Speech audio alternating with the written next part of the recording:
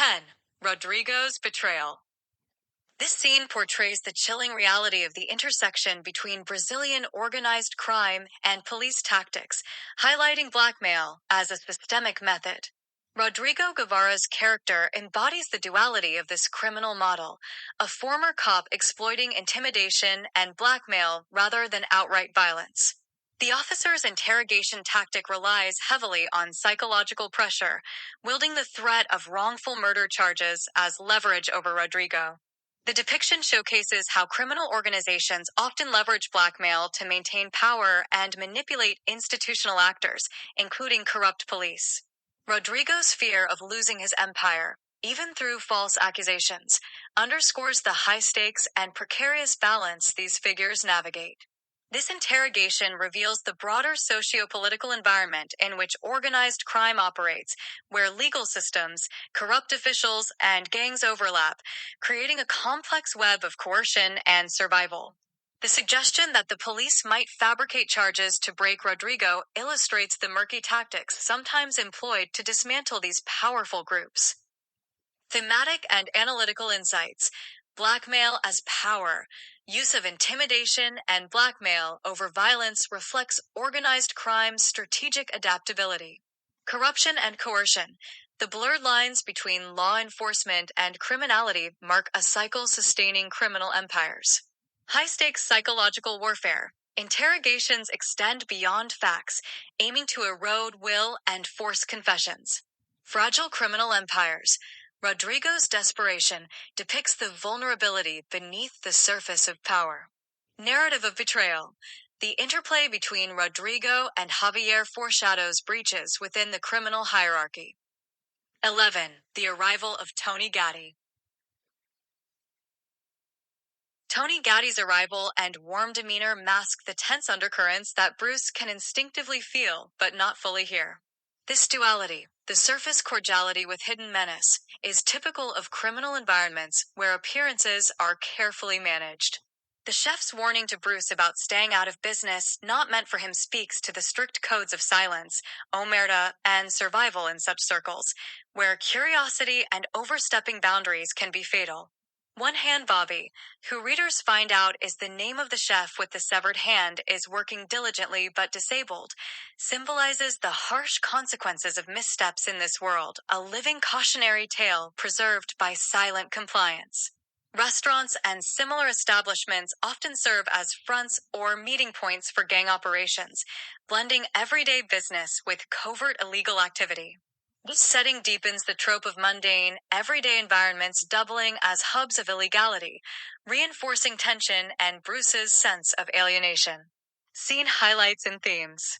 Surface versus subtext. Tony's smile hides the gravity of the meeting happening behind closed doors. Codes of silence. Chef's admonition reflects real-world survival strategies in organized crime. Consequences embodied. One Hand Bobby's presence is a stark reminder of hidden dangers and discipline. Dual-use spaces. Restaurants function both as legitimate businesses and criminal hubs, blurring lines. Outsider tension. Bruce's role as cook contrasts with his curiosity, emphasizing themes of belonging and risk. 12. Ernesto Jair Portilla Robago's power play. This scene captures the brutal reality of Brazilian organized crimes, prison operations, and power struggles. In Brazil, criminal leaders often maintain and extend their power from behind bars, orchestrating their operations through coded messages and trusted intermediaries, despite intense efforts by law enforcement to isolate them. Javier's precarious position in prison shows the dangers even high-ranking gang members face once cut off from protection and influence. His vulnerability is compounded by his violent past, viewed negatively by many inmates, illustrating the layers of danger within the prison hierarchy. Ernesto's role as a powerful outside ally highlights the interconnectedness of criminal networks beyond prison walls, reflecting real-world practices where political pull and external influence are leveraged to manipulate incarceration outcomes. Javier's interaction with Ernesto, a powerful ally of the Robago family from Colombia, vividly illustrates the transactional nature of relationships within these criminal networks. Ernesto's bravado and ego is showcased throughout the scene as he loves to say his full name, Ernesto Jair Portilla Robago, for his own egotistical purposes and for his own self-worth and value, and to remind his associates and enemies how important he and his family are. Also, as a way to get under their skin as well to aggravate them during negotiations like the one with Javier. The conversation crackles with tension as Javier, trapped and vulnerable, must balance pride with pragmatism, a common theme in gang dynamics where dependency can be as dangerous as independence. Ernesto's demeaning gestures and tone, coupled with his firm demands for a 50% cut of Javier's future drug sales in exchange for his freedom and assistance in eliminating Rodrigo, underscore how survival within these hierarchies demands painful compromises and constant vigilance against betrayal. The dialogue deftly captures the blurred lines between friendship, rivalry, and business, reflecting how loyalty is often conditional and survival takes precedence over personal bonds. Key themes and psychological insights. Transactional survival. Loyalty is a commodity, and life itself becomes a bargaining chip in the quest for power and safety. Power imbalance. Ernesto's dominant posture reveals hierarchical structures and exploitation even amongst criminals. Psychological pressure. Javier's mixture of frustration, desperation, and eventual resignation reflects the mental toll of incarceration and powerlessness. Allegiances and rivalries. The scene emphasizes the precarious balance of trust and betrayal in criminal networks. Cultural and political context. The inter-country gang connections highlight transnational crime dynamics prevalent in Latin America. 13. Two-Face. Tony dines with the Marcelins. The dialogue captures the nuanced tensions of authority, respect, and suspicion that pervade criminal leadership. Cleotis' interrogation of Tony Gatti about his use of bosses like us reveals the importance of linguistic and symbolic markers in establishing legitimacy within the organization. Claims to status are never casual. They are loaded with implication and power struggles within a loosely hierarchical yet fiercely autonomous structure. Cleotis' piercing gaze and relentless questioning unsettle Tony, whose visible nervousness and desperate attempts to deflect reveal the intense psychological pressure exerted on members to conform and profess absolute loyalty. The threat of being seen as a snitch or rival looms large. Bruce, representing an outsider or lower-ranked member, is vividly marginalized, with sharp reminders from Fletcher and Cecil that the first rule of business is silence about matters that do not concern one. This reinforces the classic Omerta-like code governing these organizations, where even internal curiosity can be fatal and complicity in secrecy is mandatory. The atmosphere crackles with unspoken menace, power plays, and aggressive posturing, illustrating the constant social negotiation that sustains the fragile alliances and territories within the crime world portrayed in the King's Omen. Symbolic language. Terms like boss are weapons in social positioning and must be carefully managed. Psychological coercion. Intense pressure enforces loyalty and punishes perceived disloyalty. Code of silence. Omerta is a survival mechanism, with outsiders and lower tiers warned to remain oblivious. Social theater. Power is performed and contested through language, body language, and social cues. This scene masterfully conveys the intricate social choreography and high-stakes tension that characterize the Marcelin crime family's world, enriching the King's Omen with psychological depth and realism. 14. Javier murders Rodrigo. The graphic and visceral imagery of Javier wielding the sledgehammer against Rodrigo, his former boss and father figure, lays bare the intense betrayal, rage, and disillusionment fueling this confrontation. Javier's uncontrolled fury and the brutal dismantling of Rodrigo's body symbolize the shattering of trust and the violent reordering of power within the criminal organization. Rodrigo's physical suffering and psychological torment, his crawling, pleading, and eventual incapacitation reinforce his fall from the position of power, from reigning Don to a broken man facing the consequences of his betrayals. The irony Javier voices about the dual impacts of snitching and betrayal from figures he once revered deepens the emotional complexity and themes of loyalty, vengeance, and loss. Javier's cold monologue, blending mockery and sorrow, underscores his psychological fragmentation and the brutal code governing their world. Trust is precarious, and power must be seized decisively, often through violence. Thematic and symbolic insights, betrayal and revenge. Javier's violent act is the culmination of layered betrayals by parental and criminal figures. Fall from power. Rodrigo's incapacitation signals the vulnerability and impermanence of criminal authority. Psychological ferocity.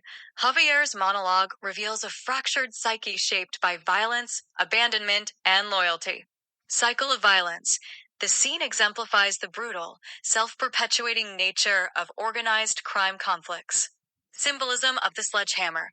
The repeated blows echo the destruction of past loyalties and the forging of new, violent realities. 15. Javier's countermove. Javier's bold move to make a deal with Colombia's Mauricio Calzada, Ernesto's main rival, despite Ernesto's controlling influence, illustrates a key theme in these organizations: the tension between autonomy and subservience. Mauricio's characterization of Javier as a puppet signals how leaders often struggle to assert independence when overshadowed by more powerful allies, especially those with political clout like Ernesto. The negotiation reveals the delicate balance of power, where alliances are transactional and survival depends on leveraging political secrets and mutual interests.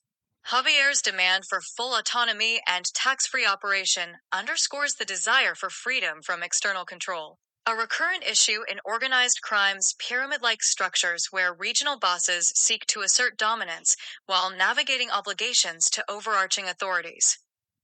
Mauricio's cautious yet strategic posture mirrors real leadership dynamics in Brazilian gangs, where power is decentralized, but influential figures guard their turf and collaborate or compete with others strategically. The ending, showing Ernesto's defeated call to Javier from a prison phone, symbolizes a shift in power, the fading of one dominant influence and the emergence of Javier as a contender, showing how leadership within these syndicates is constantly contested and renegotiated. Thematic and structural takeaways. Power struggles. The scene captures the fluid, contested nature of leadership within layered crime networks. Autonomy versus control. Javier's push for tax-free operation reflects ongoing conflicts over authority and independence. Transactional alliances. Deals are pragmatic, involving leverage, secrets, and mutual threats. Decentralized leadership. Power is distributed among regional figures, with a complex web of cooperation and rivalry. Shifting hierarchies. Ernesto's fall and Javier's rise reflect constant flux and internal challenges in gang rule. This scene offers a profound exploration of the complex financial and territorial dynamics at play within Brazilian organized crime networks, specifically highlighting how Javier operated tax-free, a rare and significant anomaly, granting him a unique position of power as a drug-free agent or freelancer. The conversation between Bruce and the reporter reveals the multifaceted and clandestine nature of criminal enterprises, where vast sums are managed through sophisticated schemes, including investment in legitimate fronts and evasion of formal taxation and regulation. Bruce's recounting of the fractured history between the Edwards and Rodriguez families underscores the deep-rooted rivalries marked by violence, betrayal, and territorial disputes, compounded by significant financial implications. The dialogue probes into allegations of murders and disappearances, demonstrating how family feuds intertwine with drug operations, creating cycles of retaliation affecting multiple generations. The reporter's questioning and Bruce's responses emphasize how narratives about organized crime often diverge between public reportage and insider perspectives, revealing the intricate web of alliances, betrayals, and the harsh realities of life in these criminal ecosystems. Key themes and insights: tax evasion and financial sophistication.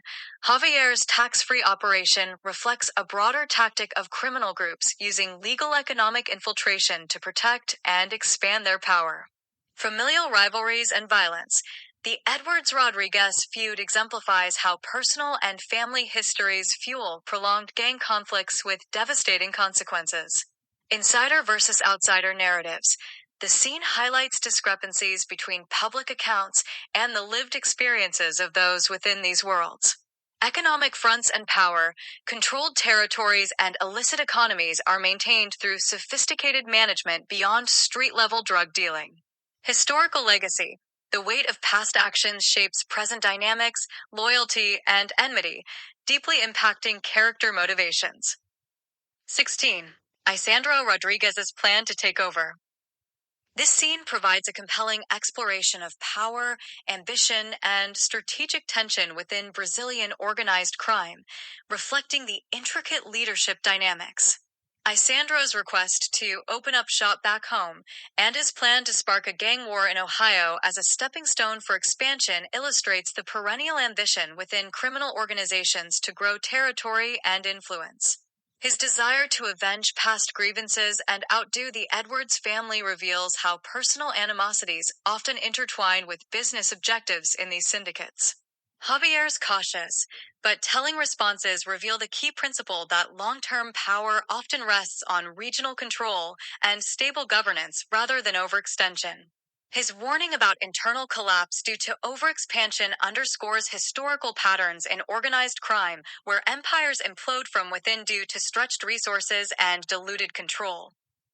Isandro's detailed strategy, leveraging planted dealers to incite conflict among rival factions, highlights the ruthlessness and cunning that underpin territorial disputes and expansionist tactics in organized crime.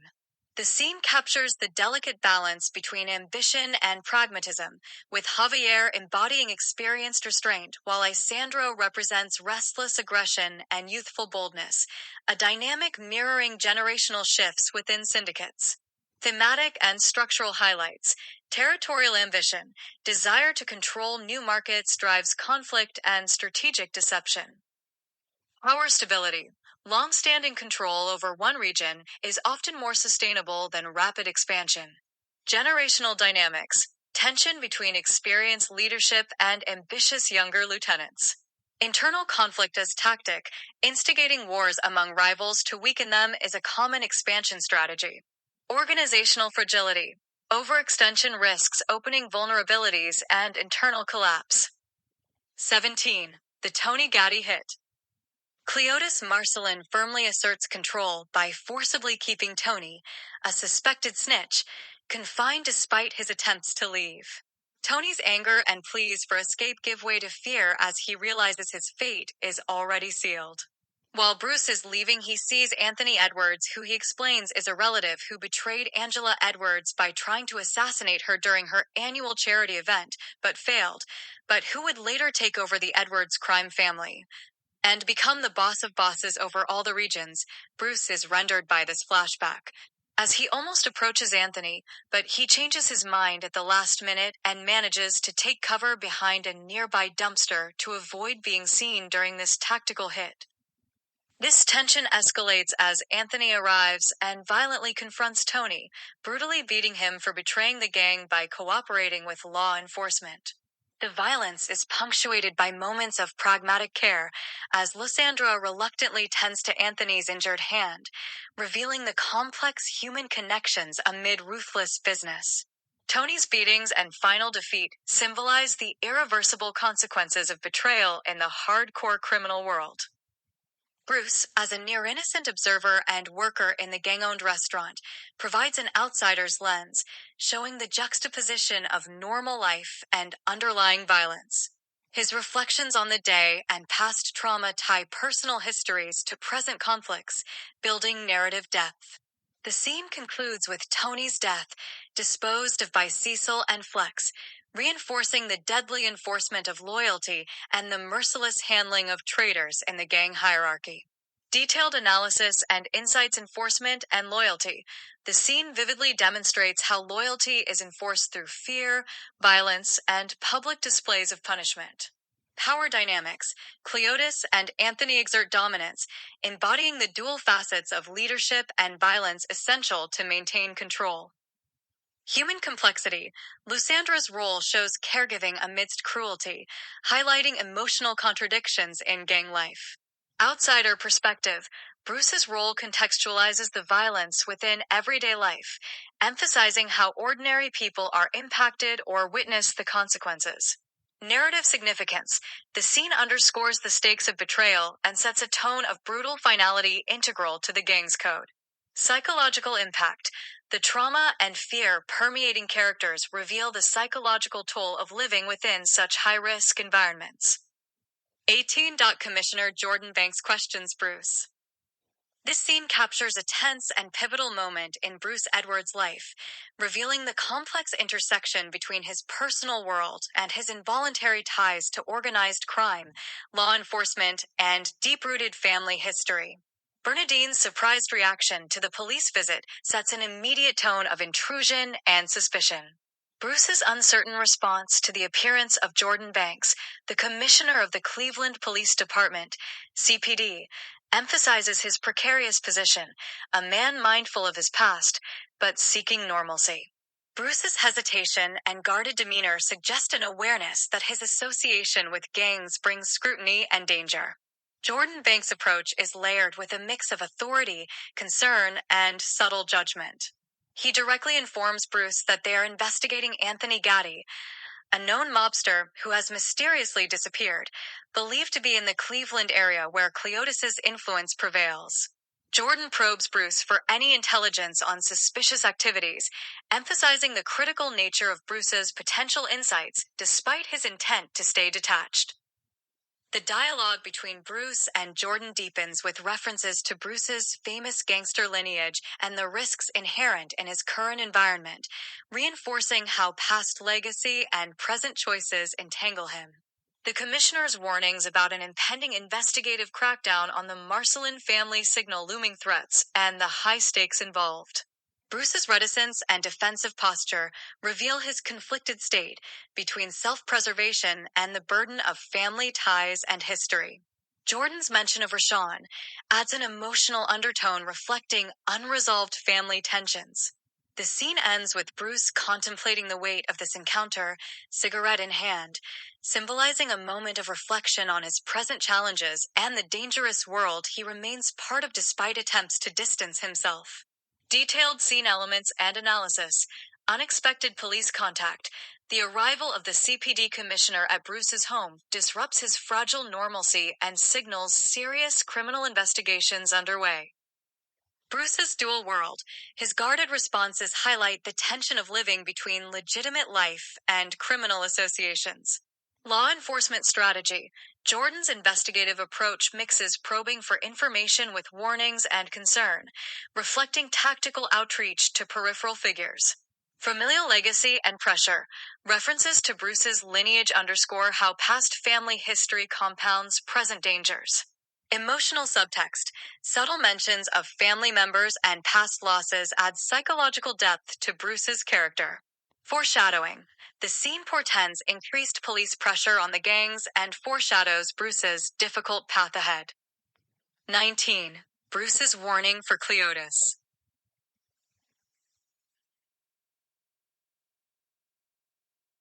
Upon entering Eritaj's diner, Bruce immediately feels the tension embodied by Cleotis, who quickly asserts his dominance by summoning Bruce to his office, emphasizing that he has eyes everywhere, indicative of the pervasive surveillance and control these groups maintain over their members and environments. The conversation opens with Cleotis confirming awareness of Bruce's morning encounter with the police commissioner Jordan Banks, underscoring the gang's intelligence network and zero tolerance for any perceived disloyalty. Bruce's assertion of family loyalty is met with acknowledgement, reinforcing the high value placed on allegiance within these syndicates. Cleotis's gesture of handing Bruce a significant sum of money functions as acknowledgement and reward for loyalty. The dialogue delves into personal reflections, with Cleotis reminiscing about Bruce's mother, highlighting her leadership qualities and tragic fate tied to betrayal within the gang. This personal history informs present tensions and motivations. Bruce offers a calculated strategy for retaliation and message sending, kidnapping a rival's sibling followed by a calculated murder to destabilize and assert dominance.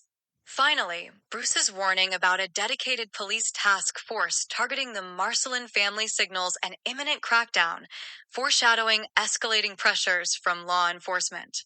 Analytical insights, gang surveillance and control, loyalty and reward.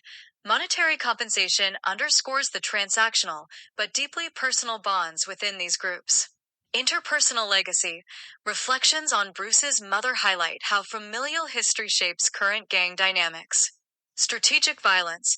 Bruce's plan reflects a sophisticated understanding of power projection and reputation management. Law enforcement pressure. Mention of a task force exemplifies real-world crackdowns on organized crime impacting group operations. Psychological and emotional weight. The scene blends cold strategy with deep-seated emotional histories, enriching character depth. 20. Bruce's Epiphany. Bruce is at the ice cream parlor, a place symbolizing innocence and carefree joy, a stark contrast to the violent and oppressive world he inhabits. His initial decision to pay with the money given to him by Cleotis shifts unexpectedly to handing over crumpled, stolen bills that he conned from the racist mob. This illustrates his ambivalence and conflicted identity. Caught between the respectability he craves and the survivalist tactics ingrained by his background. The cashier's reaction to the generous tip signals a moment of genuine human connection in Bruce's isolated life, a brief validation of his worth beyond the shadows of his past. Yet, the scorching summer heat melting the ice cream mirrors the fragility and fleeting nature of such moments. Bruce's struggle with the melting cone and absence of napkins metaphorically reflect his inability to maintain control or cleanliness in his life. Small messes become unmanageable and visible, hinting at the unraveling of his carefully maintained facade. The image of families happily enjoying their ice cream outside accentuates Bruce's distance from normality and happiness, heightening his internal loneliness and frustration. The hardened ice cream on his shoe and his volatile reaction, throwing the cone away, symbolize his suppressed anger and sense of entrapment. Deep analysis and symbolism. Innocence versus experience. The ice cream parlor symbolizes childhood innocence, sharply contrasted by Bruce's harsh reality. Conflicted identity. Payment with stolen money reflects Bruce's oscillation between old survival instincts and new aspirations. Human connection. The cashier's gratitude illuminates Bruce's rare encounters with kindness and respect. Fragility of control. Melting ice cream and lack of napkins symbolize loss of control and gradual unraveling. Isolation and nostalgia. Happy families amplify Bruce's alienation and yearning for normalcy. Symbolic anger. The discarded cone signifies Bruce's internal turmoil and rejection of fleeting happiness. 21. Bruce's inner rage. This intense scene dives deep into Bruce Edwards' psychological and emotional turmoil, showcasing his violent outburst as a manifestation of deep-seated trauma, protective rage, and the heavy burden of his family history within the dangerous world portrayed in The King's Omen.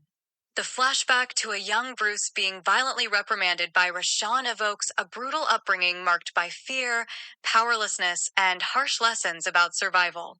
Rashawn's physical and emotional abuse compounds Bruce's trauma, shaping his conflicted personality and distrust. The present-day sequence at Dollar General, with Bruce awaiting Nick's departure, rapidly escalates into a violent confrontation triggered by Nick's provocation concerning Bruce's daughter, touching a deeply personal and sacred boundary for Bruce. The ferocity and relentlessness of Bruce's attack, escalating to the gruesome act of cutting out Nick's tongue and burning it, symbolize an irreversible severing of communication and a brutal punishment for betrayal or disrespect. Bruce's violent catharsis is undercut by his immediate physical collapse, an asthma attack and a car crash, underscoring the destructive costs of his rage and instability. His subsequent visit to Cleveland Clinic, bloodied and exhausted, shows a man at the edge of his endurance, yet still driven by paternal devotion as he seeks out his son Roland. The intimate moment between Bruce and Roland, sharing mutual admissions of wrongdoing, humanizes Bruce's complexity and hints at redemption and healing amid the chaos, framing the narrative tension between violence and family loyalty. Deep thematic and psychological layers. Trauma and memory. The flashback links childhood abuse to current destructive impulses, illustrating cycle of trauma. Protective rage. Bruce's extreme violence arises from a fierce defense of family honor and boundaries. Irreversible punishment. The tongue cutting and burning signify silencing and the brutal finality of vengeance. Physical and psychological breakdown. Bruce's collapse highlights the unsustainable toll of violence and rage. Familial loyalty. Despite chaos, Bruce's devotion to his son reveals an ongoing search for connection and redemption. Duality of Bruce's character. The scene captures the paradox of a man capable of both brutality and tender care. This scene powerfully conveys the complex psychology of Bruce Edwards, weaving past trauma, present violence, and family dynamics into a vivid portrait of a man struggling to reconcile his past with his desire for redemption in the King's Omen.